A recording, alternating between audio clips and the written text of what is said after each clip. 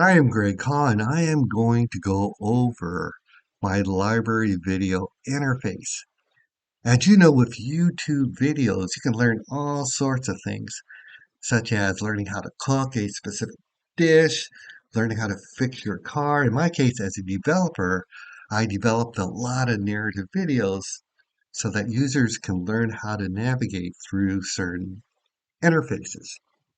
So what I'm going to show you here are methods on how to search for videos. So I have a couple of interfaces to show you, and you can go to this demo site that I have by going to, let me open up a tab, https://unilisa.net, unilisa.net. So I'll enter this, and it's going to bypass the login screen. And there's a reason for that.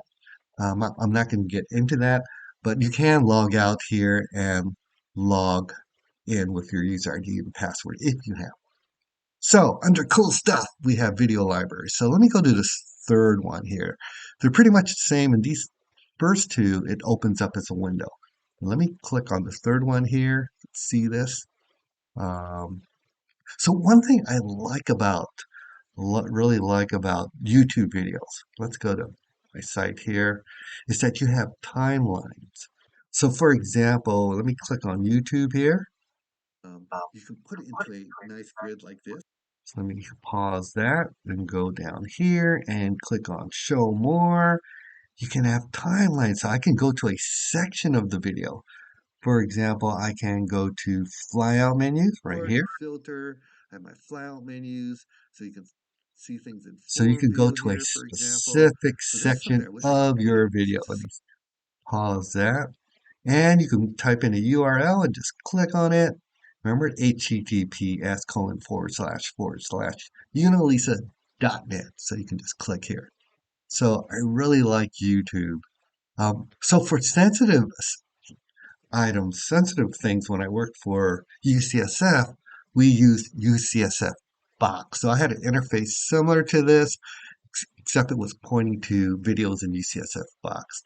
But UCSF Box does not have timelines. So in YouTube, you can also make things private as well, so only certain users can see it. So, okay, so here, what I can do is I can clear my search. You just clear this, and I get all my videos here, all my video titles here, and you can type in what you want to see here. For example, I'll just put my daughter's name.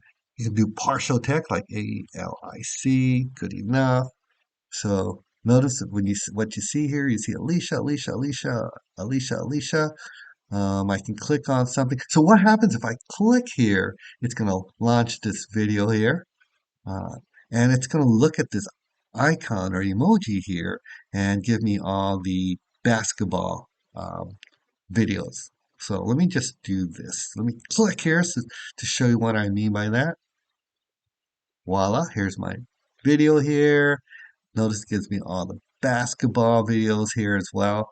See, it takes this in the URL, just takes this guy and it filters on this basketball, which you can see right here. That's how that works. So this is a pretty funny video.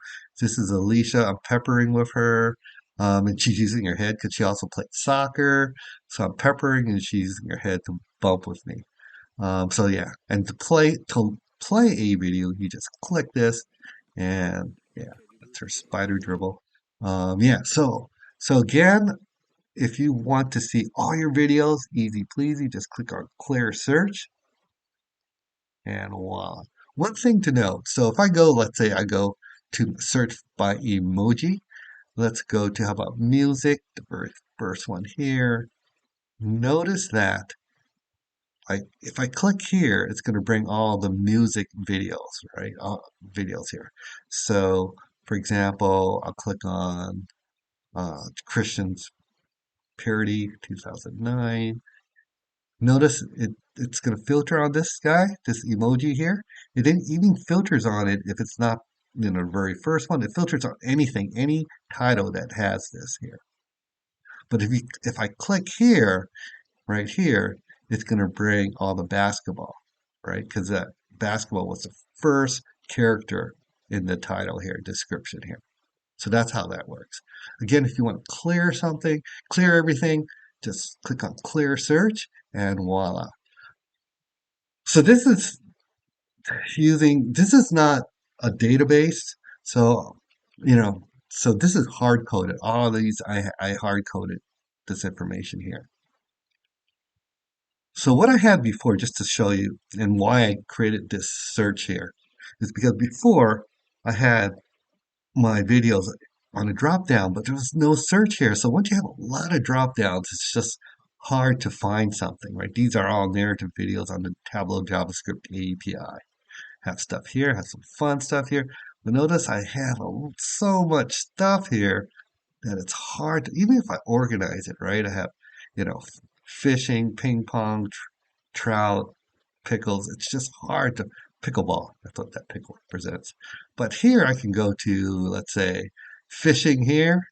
Voila, I get all my fishing videos here, right here, even though this has other stuff here, mom's dribbling, fish tacos. It sees the fish right here, so filters on this guy right here, this fish, and I can just click on it, and voila, I get my video, and I can launch it by clicking here. So pretty cool. So I also have another interface, and Let me show you this. Let's close this guy.